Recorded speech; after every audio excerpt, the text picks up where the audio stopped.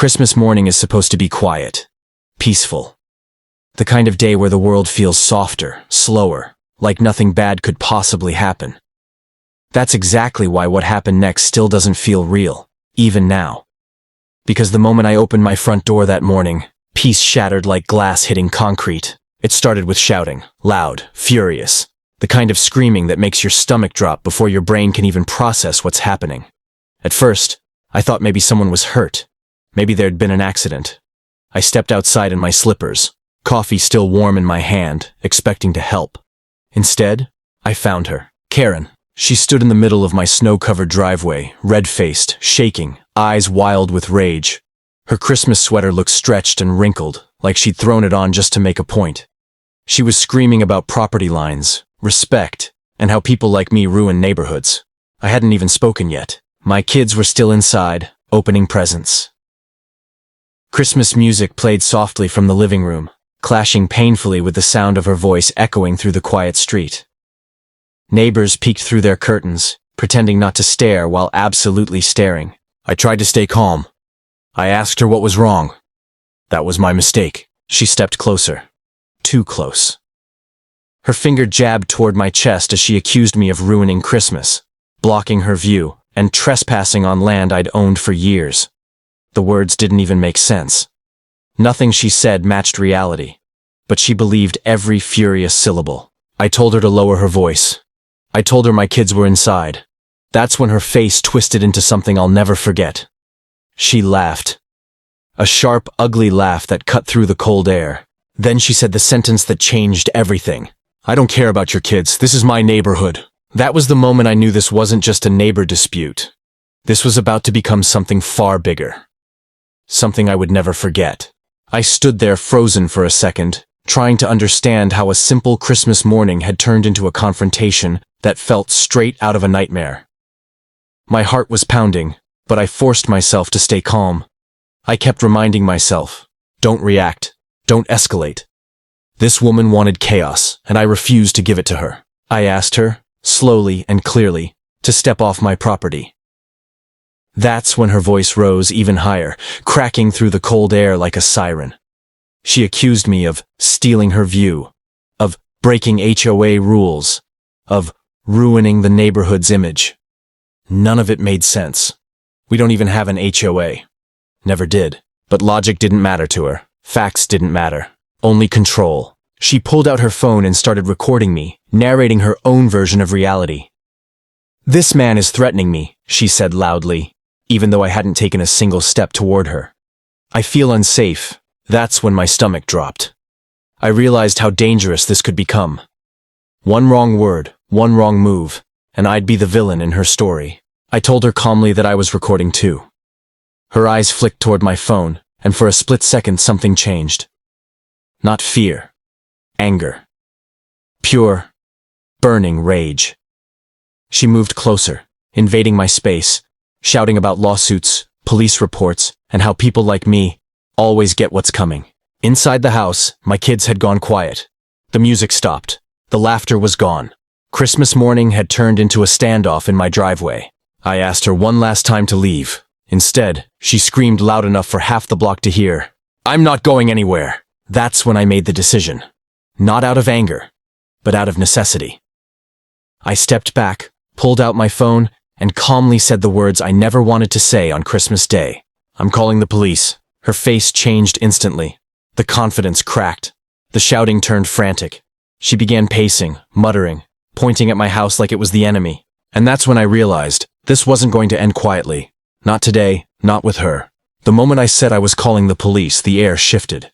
It was like flipping a switch. Karen's confidence didn't disappear. It twisted.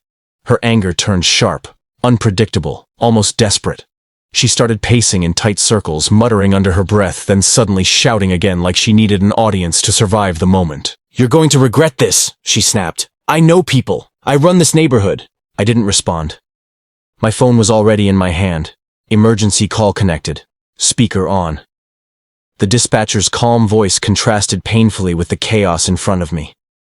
I explained what was happening, my words steady even though my heart was pounding hard enough to shake my chest. Karen heard every word.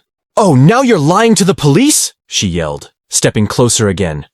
"You're the one harassing me!" She pointed toward my house like it had personally offended her.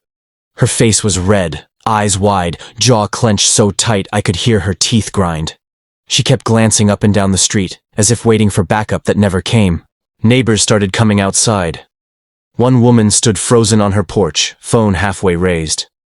A man across the street whispered something to his wife while shaking his head. The whole block had become an audience to her meltdown. The dispatcher asked if I felt unsafe. I didn't hesitate. "Yes," I said.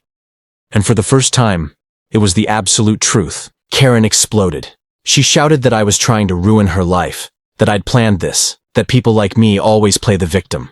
She accused me of setting her up on Christmas Day just to embarrass her. The irony was unreal. Then she did something that crossed the final line. She stepped onto my porch. I told her to get off my property, loudly, clearly. She refused. She planted her feet and folded her arms like a child daring someone to challenge her. That's when I heard it. Faint at first. Distant, but unmistakable. Sirens, her face drained of color. The rage flickered, replaced by panic. She started backing away, suddenly concerned about misunderstandings and talking this out.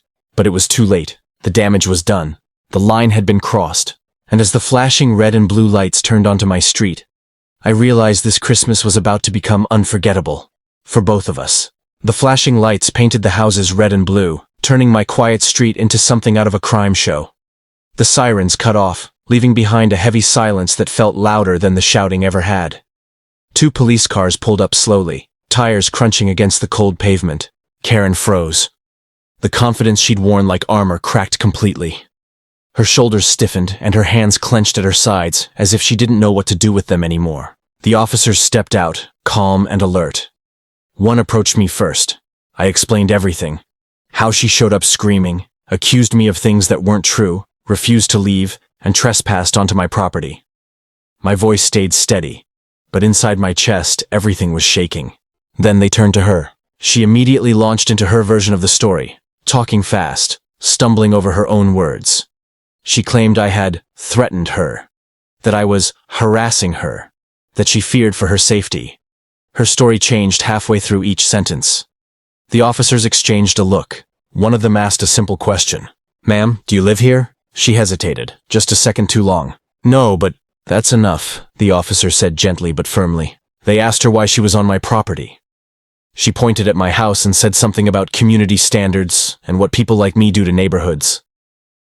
The words hung in the cold air, ugly and unmistakable. The officer turned back to me and asked if I wanted to press charges for trespassing and harassment. I looked at Karen. She was pale now, her bravado completely gone. For the first time since this began, she looked small. I hesitated, not because she didn't deserve consequences, but because I didn't want this day to define me forever. I told the officer I just wanted her removed and warned. He nodded. Then he turned to her and said words she clearly never expected to hear. "Ma'am, you need to leave this property immediately. If you return, you will be arrested." She opened her mouth to argue, then thought better of it. Her shoulders slumped. Without another word, she turned and walked back to her car. As she drove away, the street felt eerily quiet. The lights faded. The crowd dispersed. And I stood there realizing something important. Christmas hadn't been ruined. It had revealed something. It showed me how quickly peace can be threatened, and how powerful it is to stand your ground. But the story wasn't over yet. Not even close. The street slowly returned to normal, but something about it felt different, like the air itself had been shaken and never quite settled back into place. The police cars disappeared down the road, their lights fading into the distance, and silence wrapped around the neighborhood again. I stood there for a long moment, listening to my own breathing, realizing how close everything had come to going terribly wrong. Inside, my kids were waiting. Their faces lit up the moment they saw me walk back in. They didn't ask many questions. They didn't need to. They could tell something serious had happened, but they also saw that it was over. I hugged them a little tighter than usual, feeling the weight of the morning finally hit me. Christmas didn't stop after that. It simply changed. The music came back on, softer this time. The coffee had gone cold, but I reheated it and sat down, trying to shake the tension from my hands. Outside, the neighborhood looked exactly the same as it had hours earlier. Same houses, same snow, same quiet street. But I wasn't the same person standing inside it anymore. Later that day, a neighbor stopped by. Then another. People I'd barely spoken to before thanked me for standing my ground. Some admitted they'd had their own run-ins with her. Others said they were relieved someone finally drew a line. I realized then that what happened wasn't just about me. It was about refusing to let intimidation rule a community. I thought about how easily things could have gone differently if I'd reacted with anger instead of calm, fear instead of clarity. Standing firm didn't mean yelling back. It meant knowing when to stop, when to speak, and when to let authority handle what didn't belong to me. That night, as the house finally went quiet and Christmas lights glowed softly outside the window, I felt something unexpected. Peace. Not the kind that comes from everything going perfectly, but the kind that comes from standing your ground and walking away with your dignity intact. Karen never came back. No apologies, no explanations, just absence. And honestly, that was enough. Because sometimes the real victory isn't revenge or justice. It's reclaiming your peace and protecting your home without losing yourself in the chaos. And that's the Christmas I'll never forget.